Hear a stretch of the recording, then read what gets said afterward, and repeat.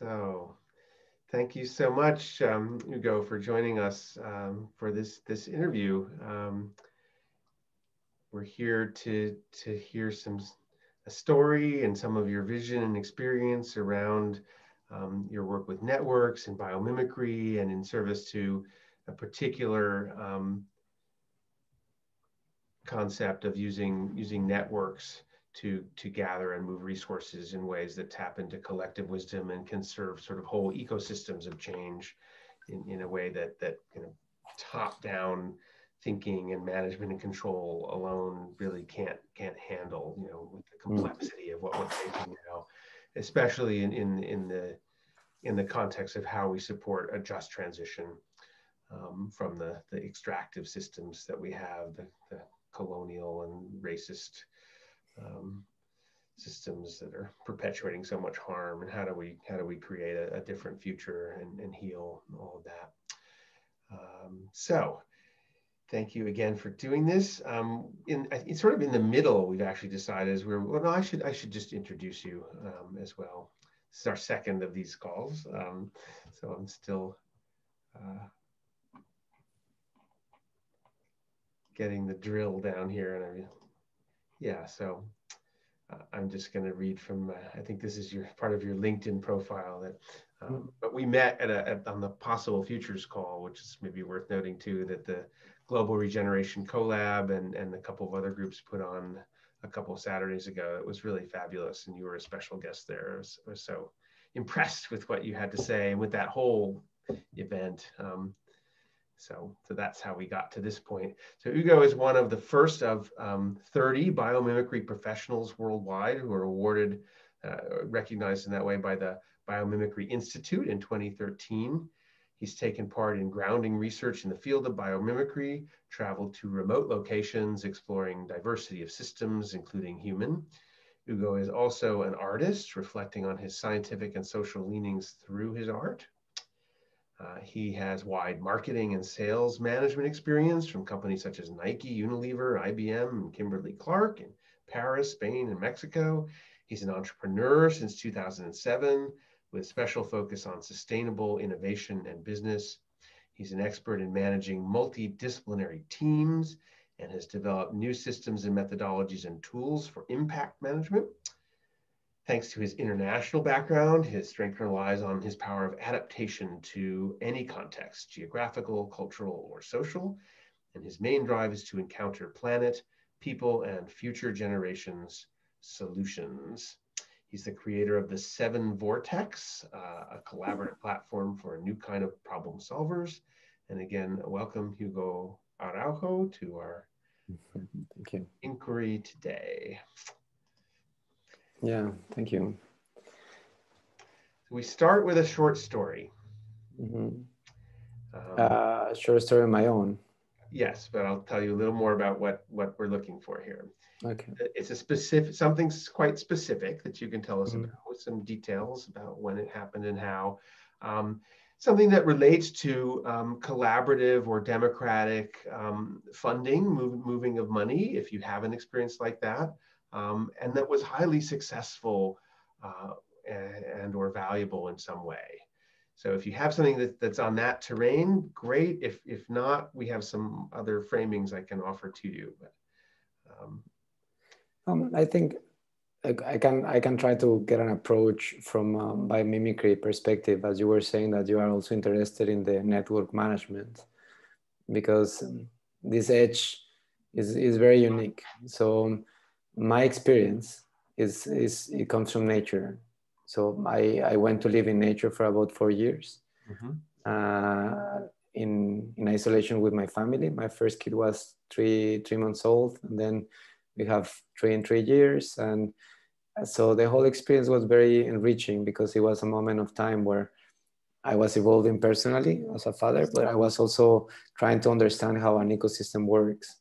So when you ask about successful projects on moving resources, that made me think on ecosystems. And that was part of my bigger questions being there.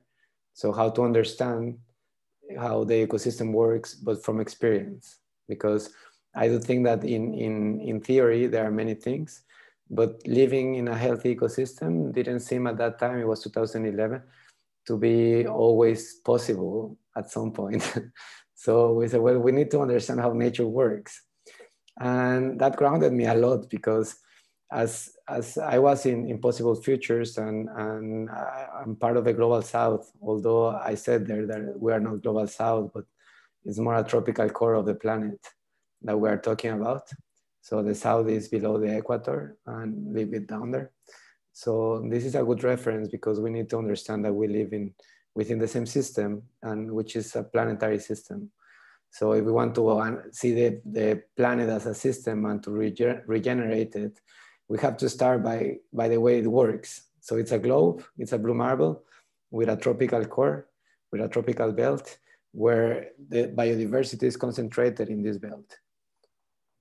So you can see the higher concentration of biodiversity closer to the equator. And that takes a lot in terms of material and energy management.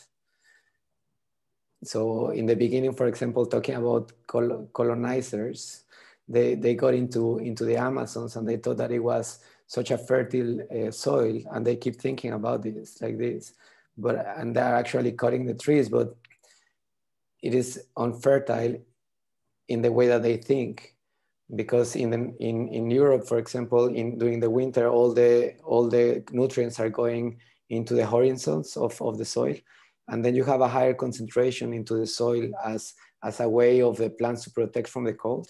So they don't have leaves, for example, now in autumn, and then they have this horizon O that is on the ground, underground. They have horizon A, and then they have horizon O, and this is a nutrition zone. But this is not exactly the same dynamic that happens in the Amazon.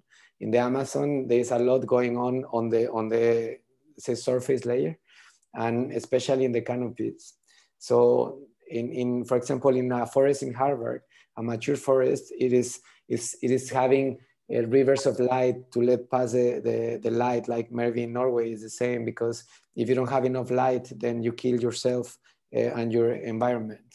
So as it gets more mature, they have these rivers of light.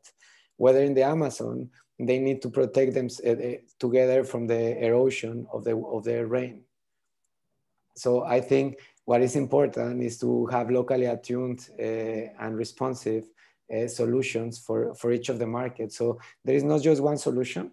And this is what I come back to, this idea of there is no right or wrong. In the past, of course, it was wrong to colonize in the way that we did it. But I don't think this is the time anymore to spend our energy on blaming someone. And my family, for example, is already a mix. So I cannot take one side or the other. I think we are here, and I'm happy that in every country there are people like us interested in learning from each other. And what I also learned from the ecosystem is that it happens through critical connection. So they have niche differentiation strategies, and you get into a more specific niche over time. And these niches, they are interesting also in the terms of collaboration. So for example, the hummingbird and the flower, they co-evolved over time, and they had a peak or a beak with a specific shape. So form fits function, and this is important. So for me, the function that we have to do now, it is hold as a species, and we need to understand what is our human ecological niche.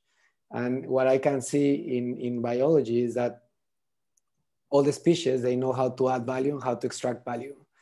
For the moment, as a species, we seem to be more performant on extracting the value and doing in a whole different way, because we can take advantage of our unconsciousness or hyper intelligence, as we used to call it, to extract everything. And like the bullying guy of the party, we don't care about the rest of the party, because we can serve ourselves. So for me, it's important to understand that we have this shared planet, and this democracy, it happens to be also including our context. So we need to be responsive to what the context needs. And right now, of course, it is about each country, but I think the problem is it's actually a different layer that is being built as a global layer. So countries are super important, but there is still room and open niches for communities to cross-pollinate globally. So for example, we haven't seen yet how in the tropical core, the cultures, they can cross-pollinate, because right now the culture has happened just on what we call the global north. So if there are some things in Morocco that are similar to Mexico or another, like in the similar latitude maybe, then we are sharing the same kind of conditions. So that is important. And that's why I did Seven Vortex, because I wanted, together with my wife, we did it together, but what I was having in mind is how to cross-pollinate this knowledge through locals, because usually we are focusing on science, but there is so much traditional knowledge and in words. So some indigenous cultures, they are losing their language because there are not enough interest from the other generation. So how can we use technology and push further to create something that is useful and relevant for this? And if we keep pushing them into thinking in lines, then we are doing the same mistake, and we keep doing it with nature. So we think that nature should be speaking our language, and instead of trying to understand their language. And we did the same mistake as colonizing, but we are now all colonizers of nature. So this kind of thing, I think is important to have the paradigm shift, but it is explained now in ecology, in biology, and this is the part that I like more from biomimicry. So when I think in democratic flows, I also think about living systems. And how do they do it? There is honeybee democracy, but it's still different. So we seem to be the only species using democracy the way that we are using it. And maybe we can use it even better. Who knows, right? Like we can innovate into something better. So for example, in Mexico, I'm working in some projects that are actually using technology for trying to give a fractal voice to the local people. Right now, we're running the prototypes also in Panama. And so instead of just voting once every 3 years, 4 years, 1 month, you can have already better feedback. If as a society, we can use the technology to collaborate, then we can move resources in a more efficient way. And if we understand that nature is about optimization rather than maximization, then design is completely different. So I would say that this is my intro. Yeah. Thank you for that that overview. So many rich elements in there. I was really struck by the comment about the soil and the differences in the role that soil plays, or the sort of within the larger ecosystem in the tropics versus the north. But I want to take you back to where you began in 2011. Was it in the Amazon? Is that where? No, it was in Yucatan. I'm sorry? In Yucatan, in the Mayan Riviera, the Mayan Peninsula. Okay. And you're with your 3-year-old son at the time? 3-month. 3-month-old son. And, can you tell us some specific something about that time and about how you connected with that ecosystem and that's really sort of more personal, some nugget about what was, a really exciting, inspiring moment from your time with your newborn son in that jungle? Yeah. So I think my wife was really envisioning how to develop the neuroscientific aspect of the kids and was pushing into giving them a multi-ecosystemic education. So we want them to see and to feel, since they were very small, the connection with nature. So they can have all their senses. I think in Norway they do similar things. Like they like the kids to be outside, and you need the kids to be outside wherever you are. And living in Mexico City didn't seem like a nice plan, because almost you cannot breathe. Like this is a collective killing in many ways. And in nature, I felt this impression that they were going to be healthier, were eating great food. Of course, sometimes you were having a supermarket and then no electricity for 5 days. And then you have to share with other people because you don't want to get the food wasted. And at one point we couldn't find the house that we wanted to live in. And we spent the time in one tiny room, the 5 of us, for about 4 months in 5 hammocks. And that was tough, but for me, it was also grateful, like important, because we understood about our footprint, our ecological print. So that was the least, the optimal, but that is hard. I have to say that it's not easy. So that was for us touching bottom, like really, this is just one room for all of us, and this is what we meant. This is what we wanted, and that made us at some point cry, and at some point being super happy. But sounds like a dream, but then you understand why nobody was there with you, because it was very tough to be in this edge of learning. But in these 4 years, for example, the last year we didn't have internet at all. It didn't work with different companies. We tried satellite internet, and the internet arrived the day that we were leaving. So, well, destiny is like this. So I was designing all these kind of things together with my wife, walking on the beach, on the sea, and without having computers to design. But we say we need something for local communities to connect knowledge. We need something as a species to transfer knowledge. And now these kind of tools are evolving into more decision-making processes. Mm. Mm.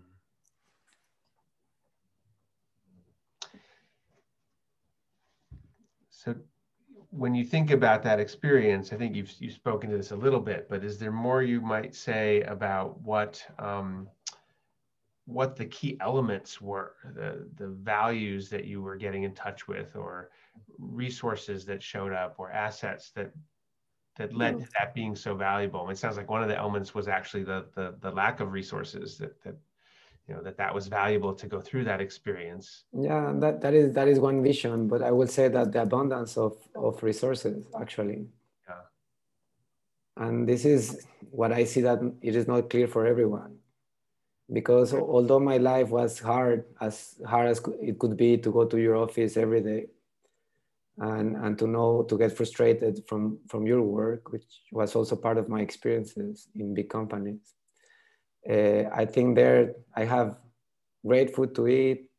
I have a great life, a little bit risky, sometimes threatening, but everything was great. Like, for example, you have the sea to get and to swim there. So that was giving you a lot of nice energy. So I felt fitter than whatever I could be without being in nature. And I see the lack of these conditions in the forest that I have here, or in the seas that I have access here. So the sea there was very much alive, and I was understanding about this. And having this pulsation, I think, is important. So it was very abundant. In some months, you have always coconuts, always fish, and it was just as paradise, Wild West kind of paradise. But it was very abundant. So this is the experience that I would like to transfer as well, because it is not true that we have to live like indigenous people. They have their own culture, and we respect them. So we shouldn't keep pushing. We should stop destroying nature. But we also have our way of balance, because lifestyles are different and are important. So if we focus on the opportunities of collaboration in between both or all these perspectives, I think even in between religions, we share good values.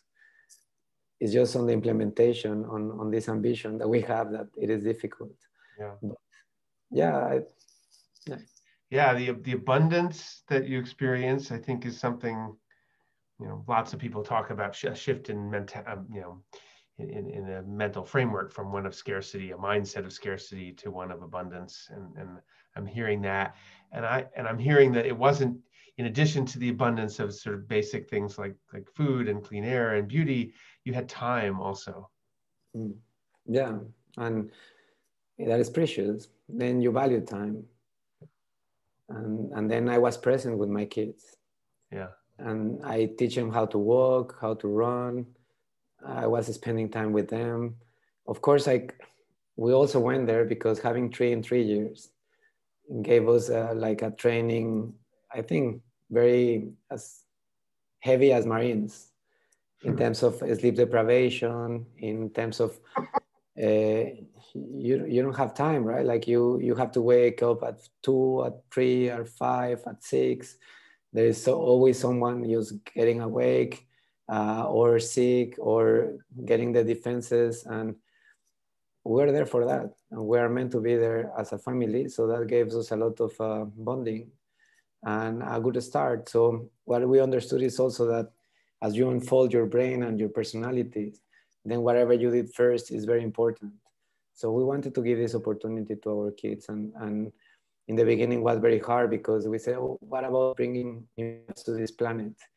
And then we say we need to bring new lives and lives that are positive, and we've been lucky enough to have parents like this, and now we have to transfer this to the next generation. So yeah, I saw my parents just changing the world every day, and then I realized that my grandparents were like this, and before. So I realized, I understood that I didn't have a place to run. So better for me to start working on the right thing, since who said that it was going to be easy? Yeah, just the basic notion that that children are the future, and there's perhaps no greater thing we can do than nourishing them to carry that future and bring it forth. Seems like a pretty core point to your story. So I want to shift gears now, come into the present moment. And maybe if you just briefly tell us, to give us a little context for the next part, where we'll spend more time and then complete the interview portion before we move into conversation. Just tell us a little bit about, work that you're doing now, particularly anything that relates to our general theme of collaborating, to use, collective wisdom to gather and move resources, things that have to do with networks. Tell us a little bit about what you're doing now, and maybe any challenges, as well as opportunities that you're facing with that work, just, for a few minutes or so. Probably lots of resources where people can find out quite a bit more, but I want to just use this to set the context for the next part. Okay, is it okay if I share the screen, or you prefer without yeah, images? No, go ahead, sure. So what I started there in my story is a platform that is called 7vortex.com.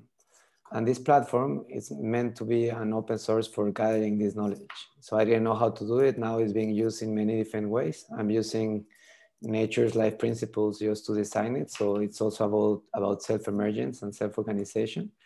Lately, it's a group of Colombian people, like a school that came here. So the latest are here.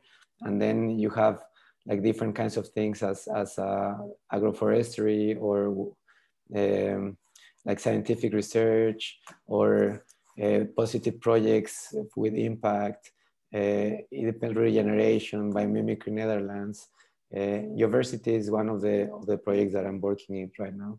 So for them, for example, it was very interesting to have this, because now they can express their systemic story in a visual way.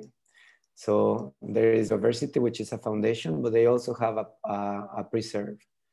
And this preserve is, I think, well, the part that is protected is about 7,000 hectares.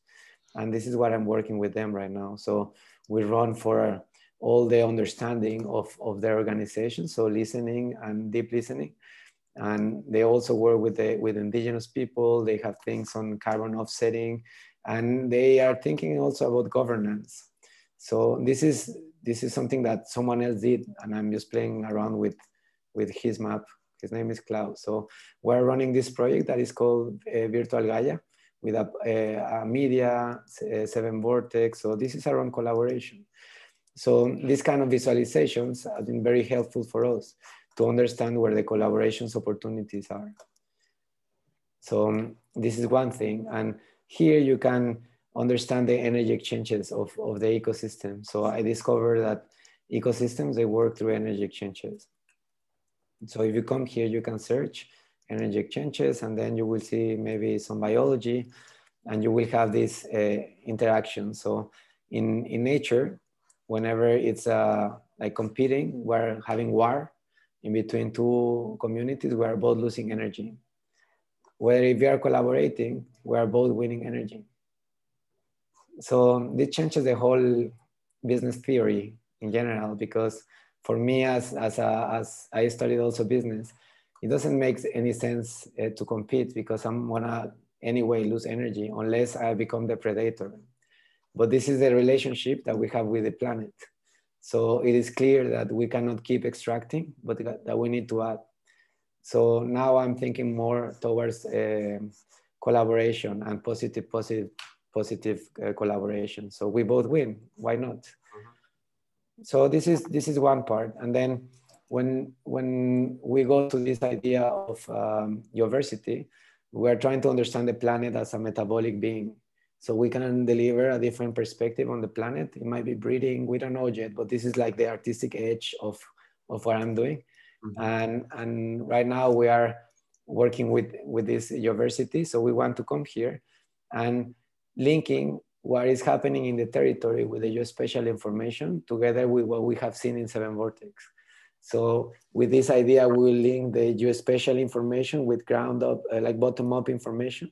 And this is how a healthy ecosystem works, like both sides. Not just, of course, it's bottom up at some point, but when it's mature, it's also top down.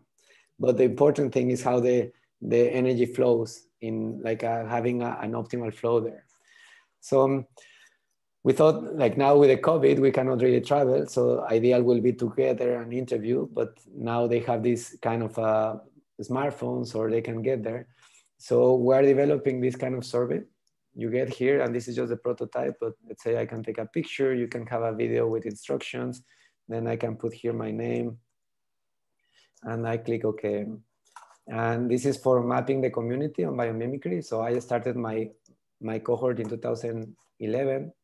My training is biomimicry professional. I'm part of, let's say, this network as nature. Sorry.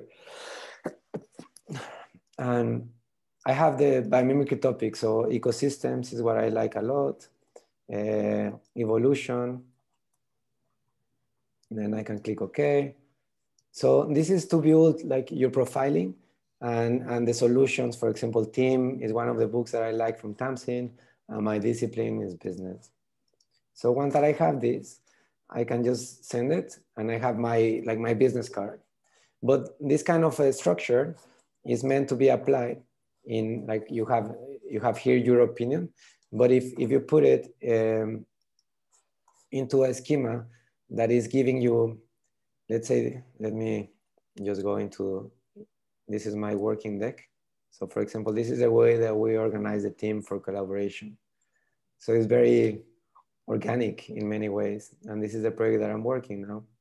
So the idea here will be to have your hive, and then you can have recommendations of people that is close to you, or just your knowledge around what kind of topics you are interested in. And then that could happen for many people at once.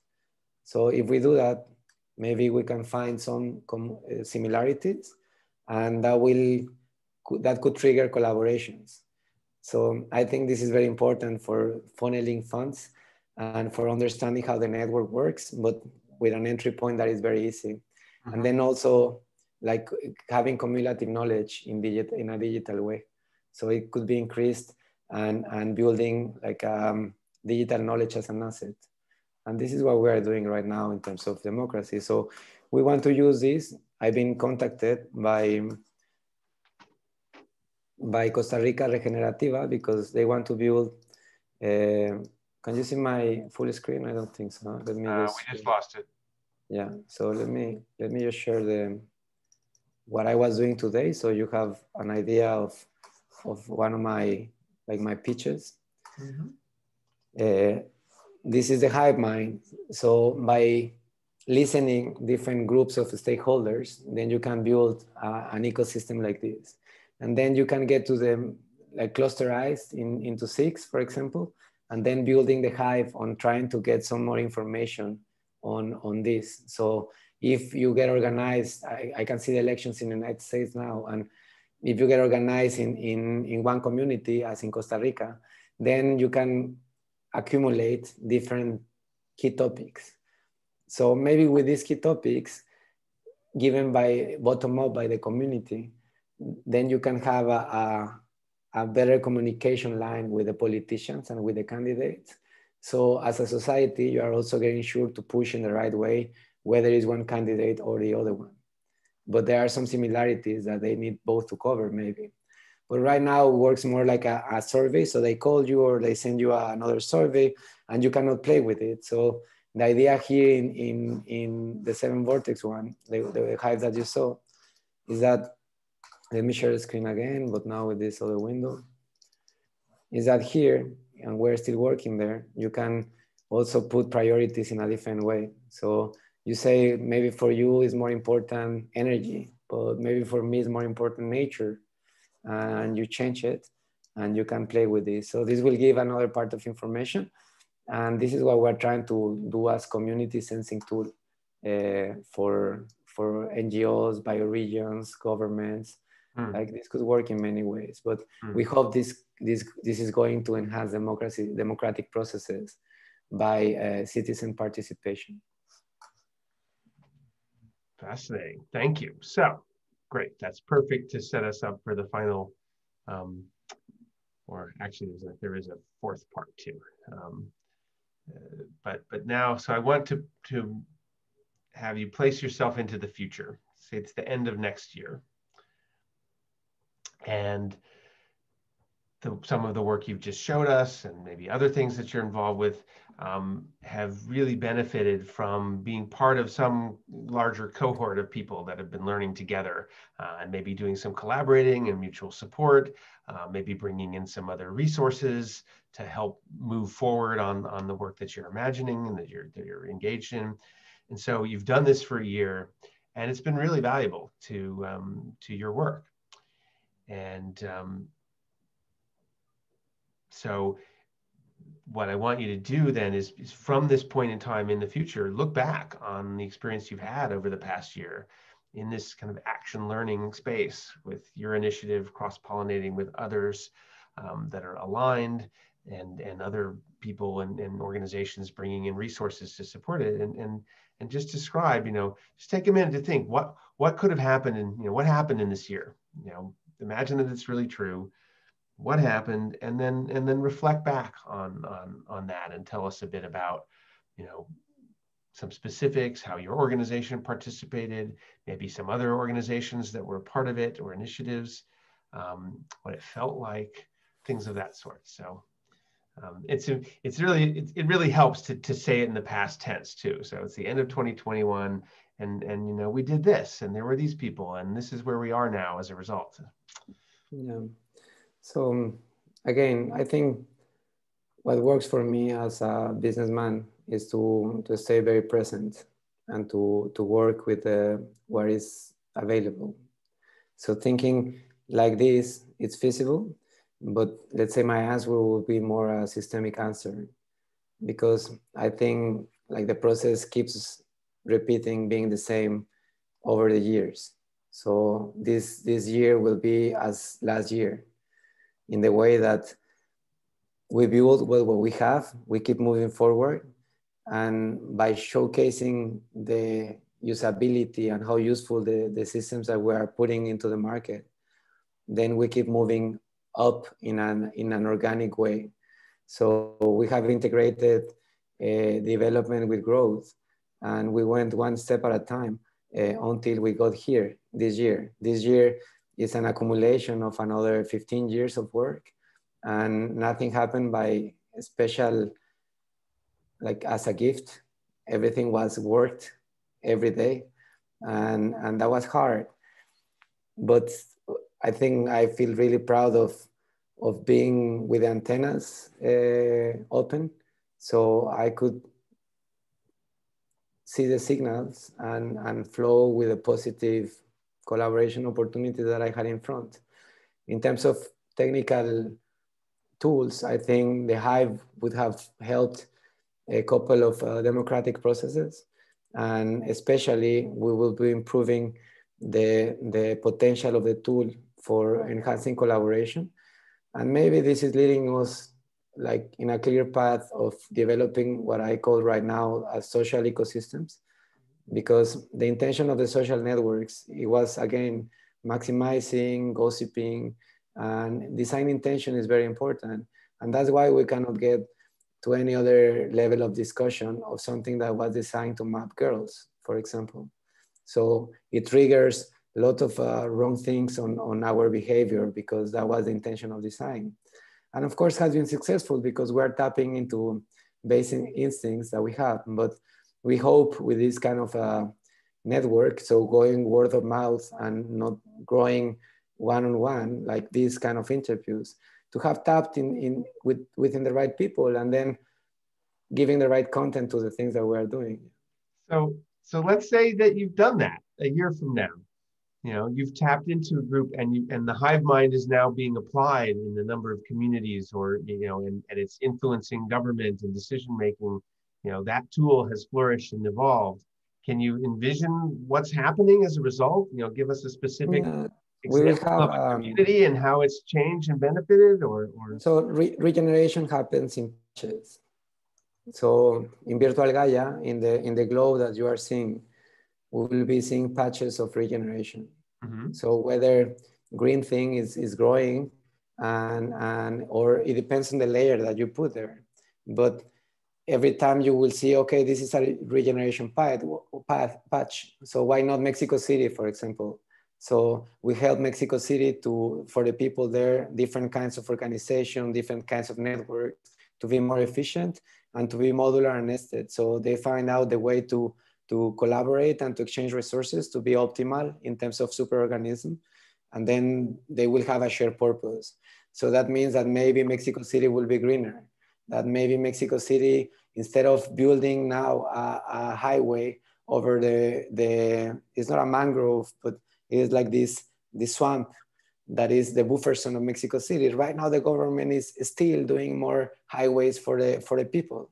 Mm-hmm. And this doesn't make any sense. So maybe because of this, the politicians, they got the right visuals and the right tools for understanding the problem and understanding that it's again themselves to try to keep destroying and extracting everything because it doesn't make sense. It is kind of kamikaze attitude. It's suicidal. You say like this. Mm-hmm, mm-hmm. And so they realize it, and with the set of tools that we have, we're going to empower like some places like university. So instead of following the example of the money and the design of the city that is just extractive, then we might be led by places where the abundance is already there. So the gap between gray infrastructure and building abundance is huge. And that's why civilizations have failed building cities, because it doesn't work in the way that we are designing it, and happened many times.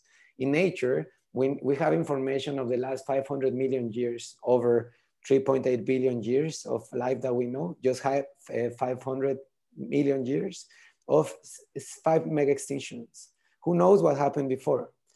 But then that's why we're saying that we're facing extinction. But I think by using the power of technology and also doing business that are regenerative, like adding value and valuing that part, but starting by understanding. So I think in between now and 1 year, we're going to start understanding better what we are doing, and not just pointing out what you are doing wrong, but actually saying, oh, you did try this, so let me try it out.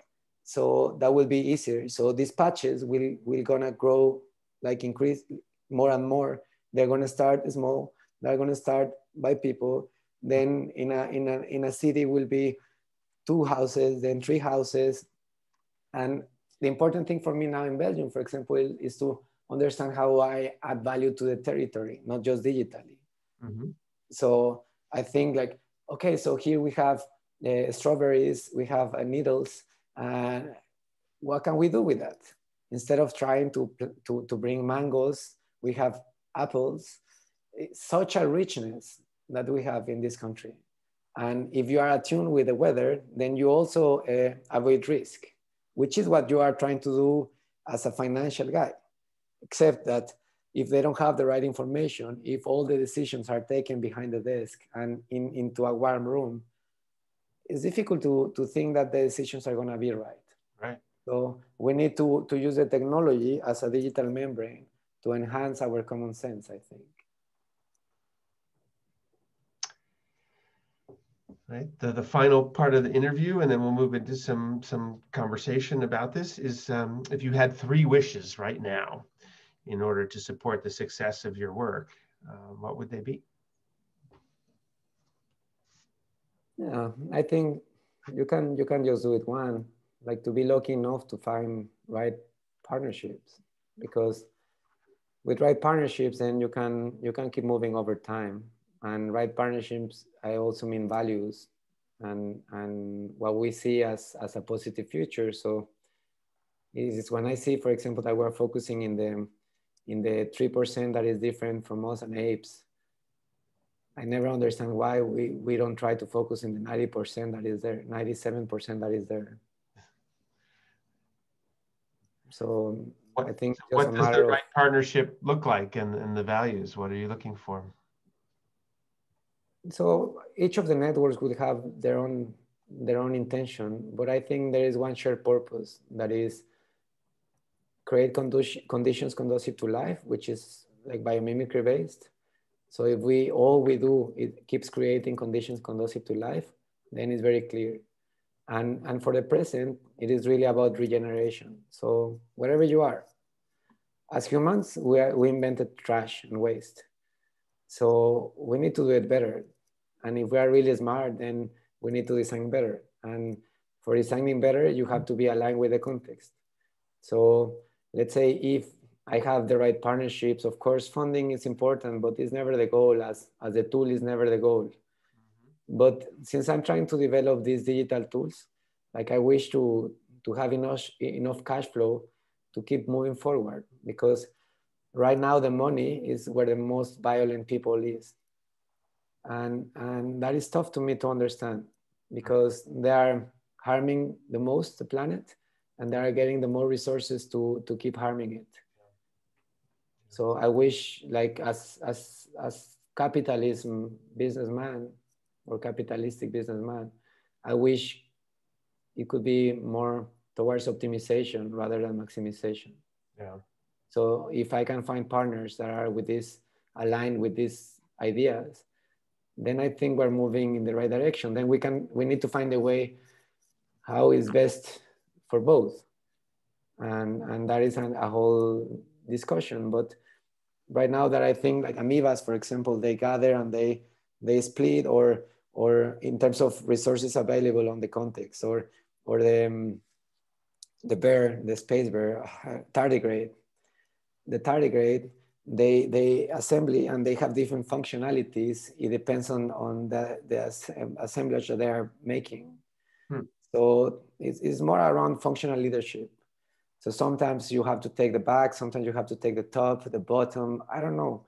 But it's really about where is the energy driving us, instead of keep analyzing it all the time, everything. Because this idea of having enough information from the past to forecast the future is not there anymore. It is really an illusion.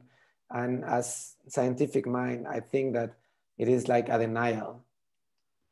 Like, if we cannot measure, it doesn't exist. Yeah, well, actually, whether you can measure it or not, it happens to be around. Yeah. Well, and we know we can't measure most of what exists. Our measurements have determined that we're only measuring a tiny portion. Yeah, and then Where we what do you learn, want to where we measure? learn what we don't know. And where the resources are focused to measure. So for example, if you want to measure carbon dioxide, it's fine.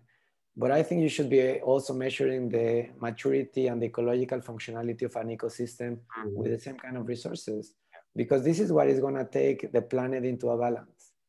Unless we focus in this balance, doesn't matter if we have democracy or not, because we're going to be hunger. And that leads to violence.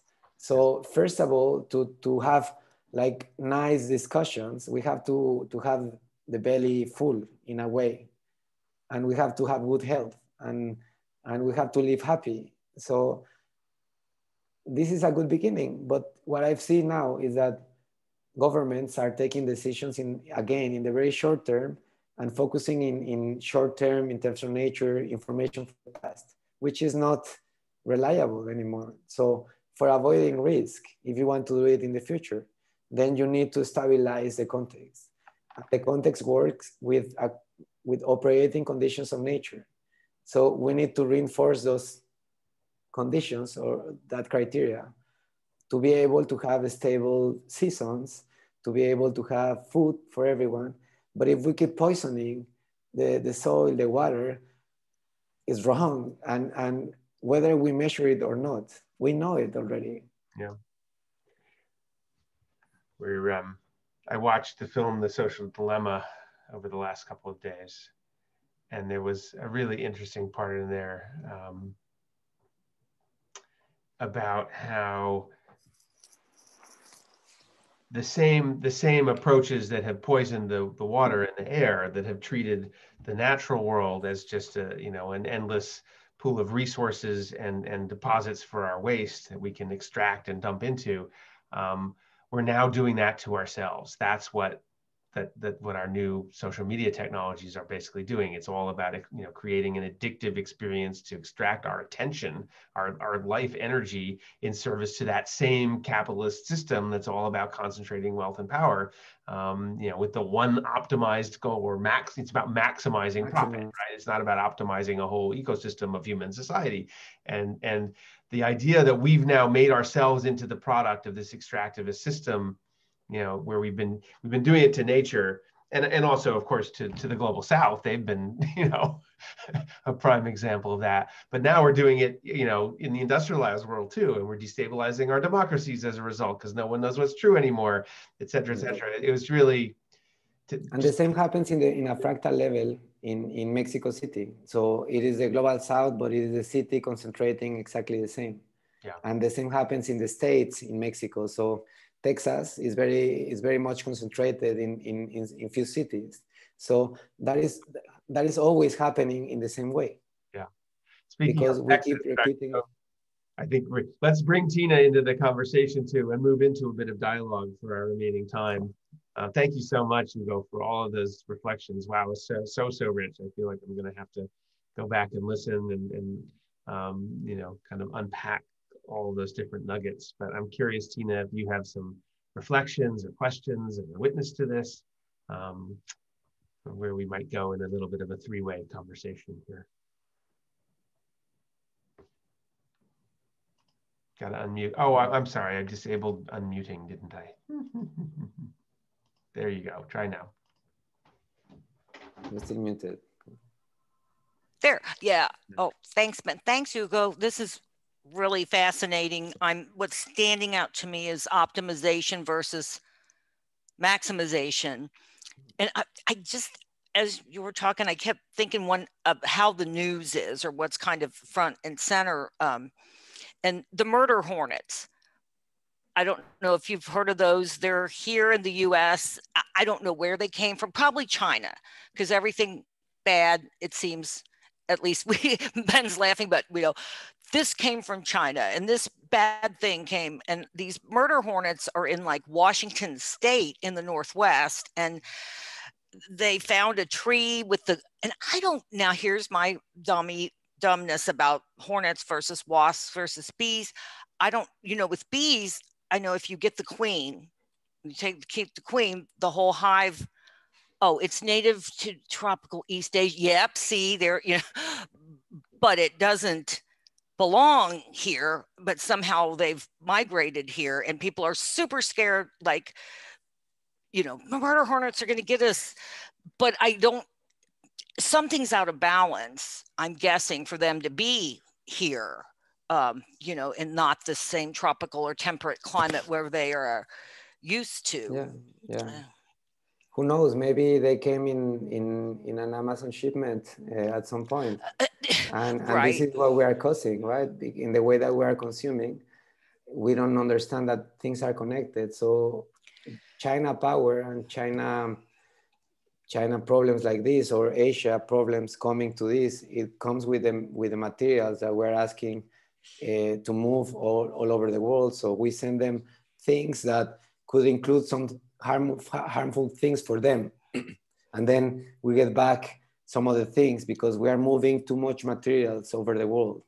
So before we didn't think about this, but for example, there is some scientific studies on salmon in Canada, I think, that they found these radioactive like signals or from Chernobyl or from Japan or something like far away, but everything is moving in the planet all the time. And that's why I think it's important to understand the planet as a metabolic being, because we need to understand that everything belongs to its own land, as it should be the same case for First Nations having being colonized by white people, by UK people coming into them. It's also an invasive species getting in there. But Aboriginals, they were also invasive to Australia at some point in time. And yeah, Mayans, they extinguished the monk seal, the monk seal of the Caribbean. They extinguished it as well. So this is very important. And that's why I think the conversation has to go in a systemic perspective. So it is going from linear to systemic. It is going from maximize to optimize. And it's going from competition to collaboration.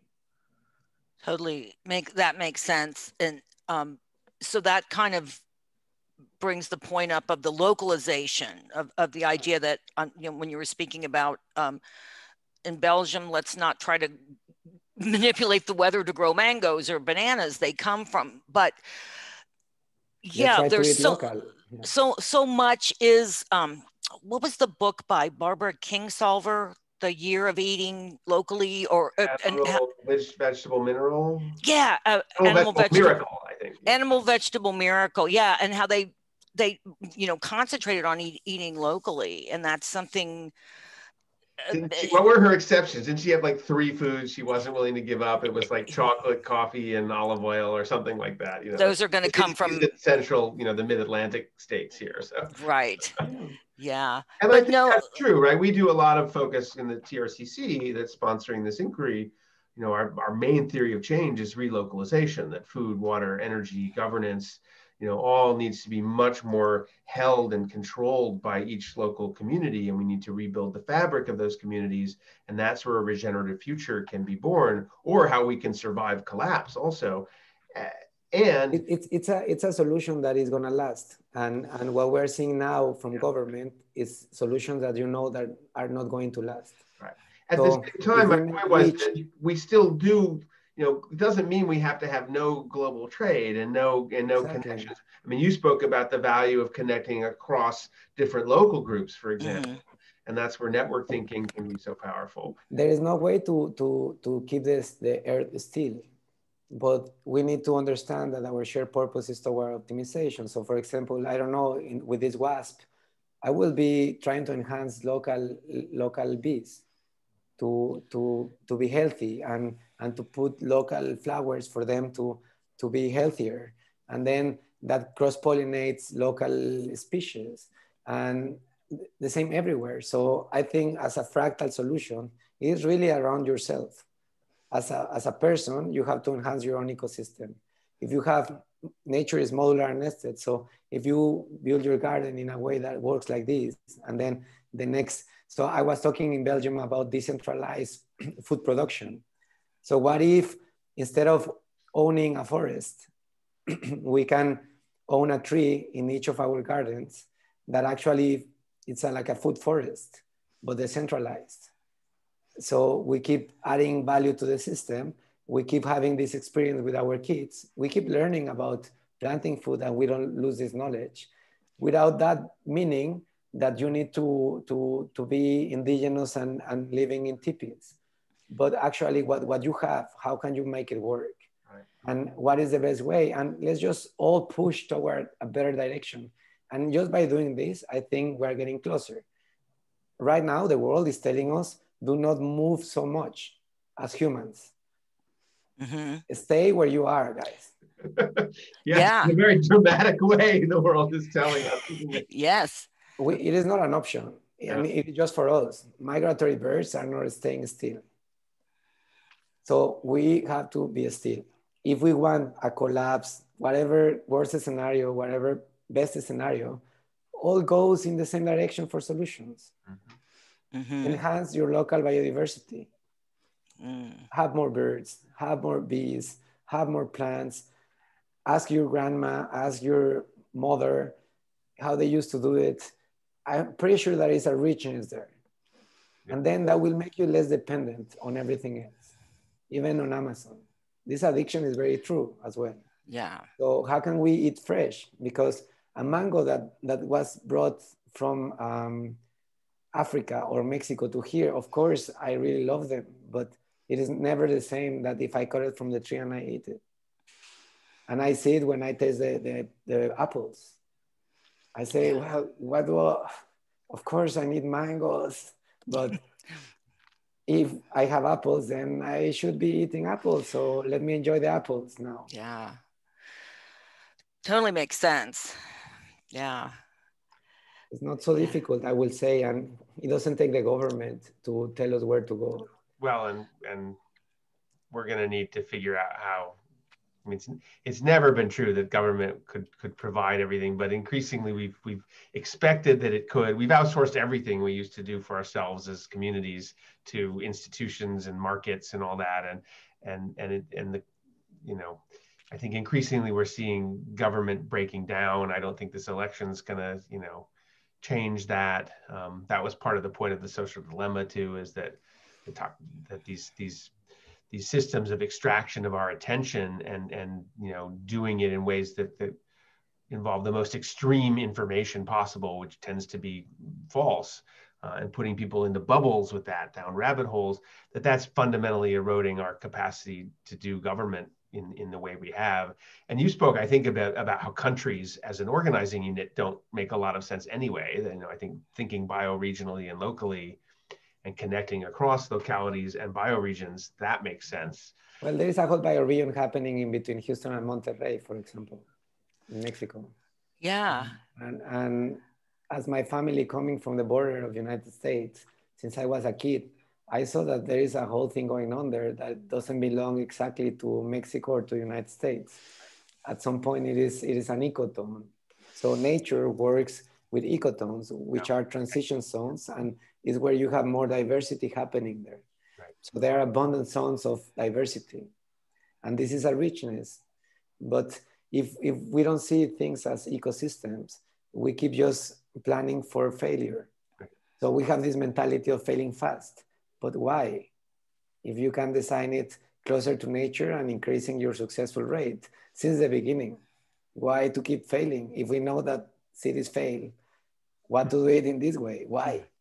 Like, we need to do it better. So if we take, for example, in the desert, what I learned is it is about water scarcity in the Sonoran Desert. So learning from the organism how to optimize water usage and how to optimize also light from the sun. It is super important. They're always making shade with the cactus and having this shade every day. Stomatas that opens by night instead of trying to have air conditioning during the day. So we have to understand the cycles of our context. Yeah. And we used to make fun of Mexican people or in general Global South because we take siestas. But if you're 2 p.m. in Yucatan, you can barely move. You need a hammock to move around because it is unbearable.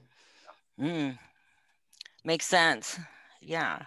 Can I, there's a metaphor I've been using around this collaborative and network-based funding idea that I'd love to share with you and get your reflection based on your knowledge of how forests and ecosystems work. Maybe I'm missing something, maybe there's more to it, but people have liked it. So the idea is if you think about the relationship between the forest and the clouds that produce rain and that provide water to the forest. the cloud, two things about the relationship. The clouds, first of all, don't decide where the water goes within the forest. They drop the rain on the forest. The forest distributes that water in all kinds of very complex ways that have evolved over time through all sorts of different relationships to hold that water, to recycle it, to use it in different ways. And then the other thing we're learning is that the forest actually can ask for the water from the clouds, so that they're terpenes and other compounds that go up and seed the clouds to have the clouds actually drop the rain. And so I've been applying that to this idea of money as water to fund ecosystems of work doing transformation, for transformation. So there's a whole ecosystem of organizations and projects and initiatives and communities and networks out there devoted to how we move to a regenerative future. And that ecosystem needs funding. As an ecosystem, or even it's multiple ecosystems, it's so complex, nobody can map the whole thing, right?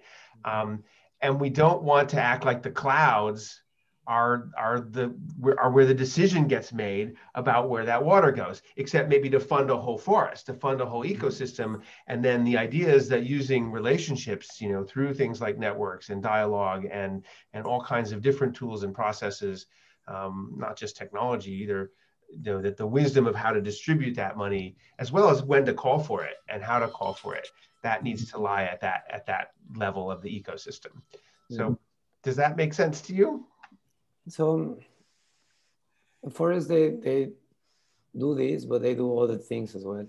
And for example, for forests, they have mother trees, and it depends on the stage of maturity of the forest, the degree of connection that is with the context. Mm-hmm. The oak forest, for example, in Katrina hurricane, I think there is one example of an oak forest that wasn't blown away. And that was because they couldn't find why, but it was because all the roots, they were intertwined. Right. So this specific forest behave in a way that not the other forests behave in like this. It might be because of the rocks, it might be the soil specific conditions, the opportunities available there, who knows? But that happened like this. Other thing that the forests do in the oak forest is to produce the antidote of whatever is the toxin that it gets on one side. So they also produce the antidote. So I think what you are pointing out for me is what I'm calling the metabolic earth. So metabolism is around the flux of materials and energy. And we need to understand this flux and the flow and how it goes. What I know from life is that life works with what it's on hand. So you have to build new capabilities from what is already available. So whether you can keep complaining and imagining how things are going to arrive there, or you can make it happen with what you have. And this is my discussion of the previous conversation here, because you need to integrate development with growth. There will be never a perfect timing for everything. You cannot start being a forest. To be a forest took one seed to be a tree, and then other seeds to be other trees. And then over time they connected, and then they enhanced other life ways of being there as well. Mm-hmm. And there are different species getting there. So you have species one that is more when there is a wildfire, and then they just reproduce themselves. So we look more like a species one. And then you have a species types two. And I'm not a biologist, so forgive me if I'm saying like slight details. I'm a businessman. But this species two, what I understood is that now they are building for the next niche. So they use their resources in a different way. So it really depends on how you want to behave. Well, if we think about your sense of where we are with the work of creating a regenerative economic system and a regenerative human presence on the planet, are you suggesting that we're still kind of a stage one type species, coming in, as opposed to something that's mature enough that it can, handle, to the torrential rain? Yeah. And so the wildfires, too. Yeah. So there is something, for example, California. Now you are learning that after 500 years, you don't know enough, like the First Nation people they know, because they've been there for a longer time. So the Western perception on time is because we are the last, we are the best, the most evolved. But the indigenous perception is because we are the last, we have much to learn from what is in the past. Because that was already a working system until we got here. So what I'm suggesting is that this is the first moment in time and we are present here. So we don't exactly know how it happens in the past, but we know that we share this reality. And thanks to the COVID, we have behaved as just one species, maybe for the very first time, because it's global. Internet is helping us as a mycelium kind of thing. So we are getting this global consciousness on place. We didn't know that, like the way that you are saying, Tina, that China brought these things, seems to me that we don't understand that we are provoking this part. And this is what we're getting as a humanity, because for me, living in these communities, it's normal to have this systemic mind. What I didn't know is that what is normal is to have linear way of thinking. And this linear way of thinking is not allowing us to see how everything is connected. So we need to understand this. And if we understand this, then we need to stop destroying what is already there, because it took thousands of years to be there. And as we say, time, you cannot recover, you cannot pay anyone to grow. Like with 2 millions, you cannot make a tree to grow 1,000 years in one day. So time is the most expensive part. Water happens in life. Life happens in water, sorry. So what I was thinking, it was more like our banks should be around water. We should be not caring about gold in general, but really completely focus on water, because water is transporting everything. If we don't have water, you cannot eat.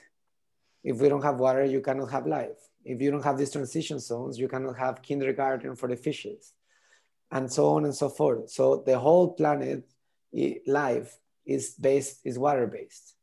So our banks should be water-based. Our biggest pressure as a bioregion should be the watershed, which is like in California. Now they're realizing that water is so important that it doesn't matter that you have done millions and millions, water is getting scarce. And then at some point, you cannot make a taco out of a bill. Right. And there are models for how to create resource-based currencies, and so you're probably aware of some of that work as well. Yeah. I think, for this project, the sense is, while we're in this time of transition, we have to work within the context we find ourselves, and it's very hard to do things. There are lots of things we can do without money, but there are also some things we need to do that require it. And you spoke before about how much money is going into the most destructive things. I was on a call earlier this week where we heard from Pat McCabe, Woman Stands Shining, the Diné elder, who's working with some of the next generation of the great wealthy families in the United States, the Rockefellers, the Waltons, et cetera.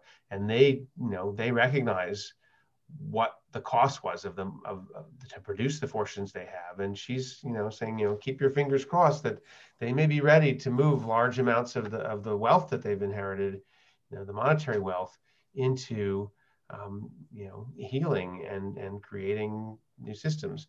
So I think it's part of it, to me, is to say, if that's coming, how do we create? So maybe it's yes, the forest we have now is maybe not even quite a forest yet.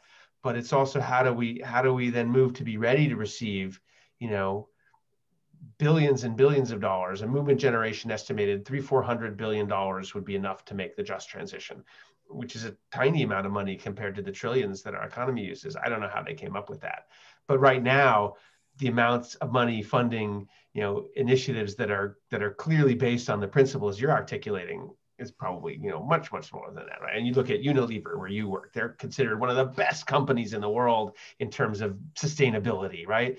But they're still so embedded in the extractivist model, right? Even with the best of intentions. And so to have the systems that could really handle billions of dollars.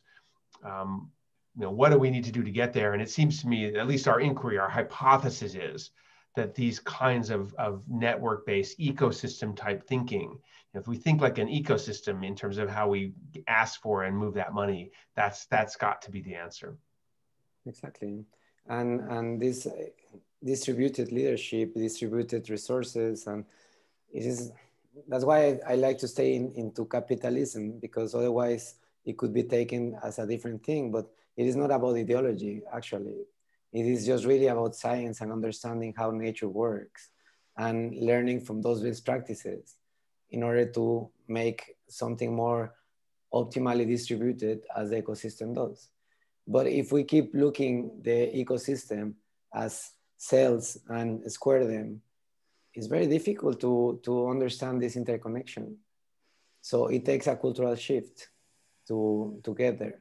And I think we are in this hybrid zone, which is a transition zone in between what it is and what it should be. In my consulting job and working with big companies like this, I realized that I was getting frustrated on the consulting part because they were just implementing 30% of the sustainability things because their goal is to maximize. So would you like to stay in species type 1 when you know that now is needed species types 2, for example? My instinct says, no, I can't. And that's why I developed 7 Vortex as a biomimicry business. Because I say, well, it's okay. Let's go with business. This is what is leading the way. Let's go with money. But let's lead the way with different values. Let's design the market with ecosystemic criteria. Let's enhance ourselves with this biomimicry design criteria. Let's experiment. Let's make it happen. Instead of just talking about it, let's just make it happen. And then as in business, execution is key, which is the difference between academics and business, I think. Because academics is more about having the right concept and plan as more as you can. So to try to get it right. Evolution works on small iterations. And some of the small iterations all of them might be good. Some of them might survive. And it is not because they were wrong, because maybe it wasn't the right timing for them to be there. So finding the fit with the present seems to me crucial to be able to transmute, to have this metamorphosis. So since I say that I didn't like the digital part so much, and I was happy reconnected with the planet, I also realized that the digital membrane that we're building seems like our metamorphosis digital wings. Are we going to take advantage of this, or are we going to keep asking Amazon to take care of that for us? I don't know. This guy looks lovely as Steve Jobs, as Unilever CEO. I don't know if I'm in their interest as a company. Sometimes I think it's even illegal to think about the community because you are not thinking about maximizing the profit of the shareholders. That seems wrong to me. Yeah. Because by law, you cannot do something regenerative because it's against your shareholders maximizing profit perspective. So there is an alternative legal theory, at least in the US, that says that's not even true. That this notion that it's your fiduciary responsibility to maximize shareholder profits to the exclusion of all other value actually isn't how corporations operated until somewhat more recently. We can blame Milton Friedman and the neoliberals. And that there's legal precedent, not just for being a B Corp in order to have other, priorities, but even within existing basic corporate law. Anyway, that's a conversation for another day. What I did personally is to not to be compliant by those rules because they seem very limiting. So if I go straight away to try to behave like nature and to be aligned with the context, I am compliant with all these things. Of course. But it is not about setting that as a limit for you for performing. If you know it, if you know that it's about optimization, why are not you designing for optimization then? Why aren't you applying your business as regenerative, whether it's in the rules that I ask you? We need to create better businesses. We need to push the economy forward. And the leadership that we are having, it is not taking us there. And they don't seem to be interested. So I don't know, man, like when I see an ecosystem and when I see Mexico City or whatever city, Houston, I say this ecosystem seems to be like in a radical harmony state. Whether we kill each other as well is part of the ecosystem. But it seems healthy for more than what I'm doing I love this mall in Houston where you have the galleries. Yeah. I used to go there and I love it. And of course I enjoy being in the skate ice skating park. But then when I go to nature, I say, well, this is better. I can drink the water, and I don't know exactly what kind of value is adding the mall to the ecosystem. Yeah. I'm thinking we've been to Costa Rica several times, like a number of times, and I love it there. And they're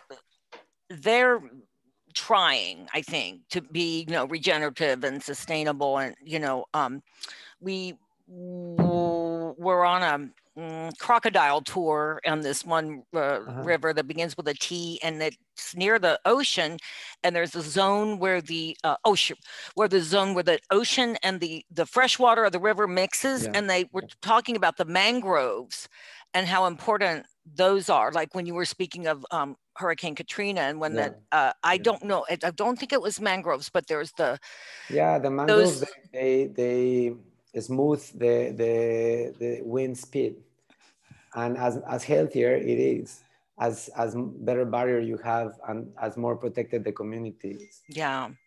And with not paying attention to that, with letting those die somehow and not having things bound, everything suffers, right? Exactly. Just speaking of the forest. So yeah, I'm really appreciating a way to look at optimization versus maximization. We all have different realities. So in Houston, we have to start with what we have. Yeah. As in Costa Rica, we have to start with what we have. And if we keep judging each other, I think it's not going to get too far. No. We all need to work in our own place, and we should stop like always helping the other one before helping our own habitat. Yeah. Look for what's working and not what's fixing. What's versus fixing. It's like serving what is life. What's you start by what is available, what is alive, and do not kill it, and then try to improve all the rest of the things. So in Mexico City, I don't see demolishing all the buildings, but I do see having a green layer, a green membrane to clean the air, and having more trees around the city.